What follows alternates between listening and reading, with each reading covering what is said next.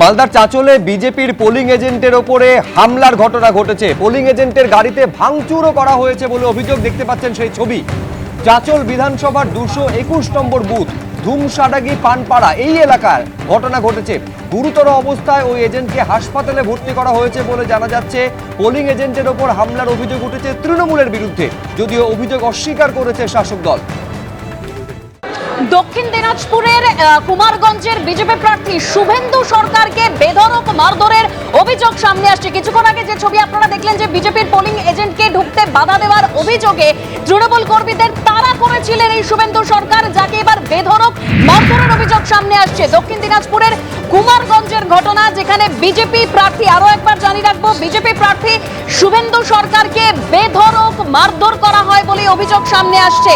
কিছুক্ষণ আগে যে ছবি, কুমারগঞ্জে ঢুকতে পোলিং এজেন্টকে বাধা দেওয়ার অভিযোগ তৃণমূল কর্মীদের তাড়া করে প্রার্থী শুভেন্দু সরকার, এবার তাকে মারধরের অভিযোগ। পোলিং এজেন্ট তারা দিবে এত বড় সাহস, পোলিং এজেন্টে ঢুকতে দেয়নি তাড়াচ্ছে। যে ছবি আমরা দেখতে পাচ্ছি, বিজেপি প্রার্থীকে কিল চড় ঘুষি মারা হয়, বেধড়ক মারধরের অভিযোগ। কি পরিস্থিতি আমরা একবার জানতে চাই।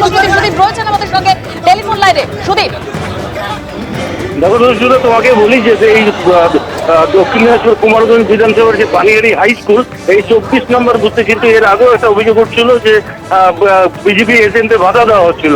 তারপরেই কিন্তু বিজেপি প্রার্থী শুভেন্দু সরকার সেইখানে ঘটনাস্থলে পৌঁছন। তিনি দেখতেই পান যে সেখানে কিছু দুষ্কৃতী যারা বিজেপি পোলিং এজেন্ট রয়েছে তাকে বাধা দিচ্ছিল। তিনি কিন্তু তাদের দিকে তেড়ে যান এবং অনেকটাই তাদের পিছনে ধাওয়া করে। তারা কিন্তু সেই সময় পালিয়ে যায়।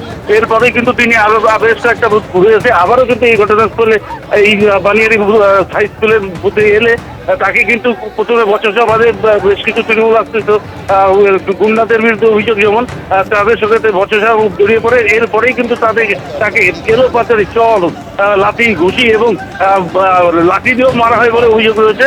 তারপরে কিন্তু গুরুতর অসুস্থ হয়ে পড়েন তিনি এবং তাকে সেই সময় তার যে দেহরক্ষী ছিল এবং তার যে গাড়ির চালক ছিল তারা তাকে উদ্ধার করে তাকে গঙ্গারামপুর সুপার স্পেশালিটি হসপিটালে তাকে ভর্তি করা হয়েছে। এই ঘটনায় কিন্তু এলাকায় যথেষ্ট উত্তেজনা রয়েছে। ঘটনাস্থলে কিন্তু আধা সামরিক বাহিনী থাকলেও কেন এমন ঘটনা ঘটলো সেটাই কিন্তু এখন দেখা। দেবস্মিতা, একদম সেন্ট্রাল ফোর্স রয়েছে, পুলিশ রয়েছে, পুলিশের সামনে বিজেপি প্রার্থীকে মারধর করা হয়েছে কিল চড় ঘুষি।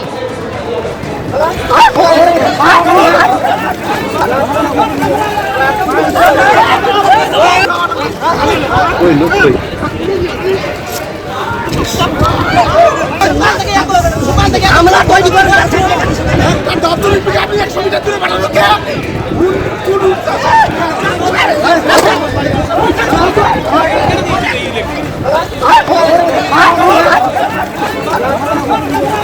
এবিপি আনন্দ, এগিয়ে থাকে, এগিয়ে রাখে।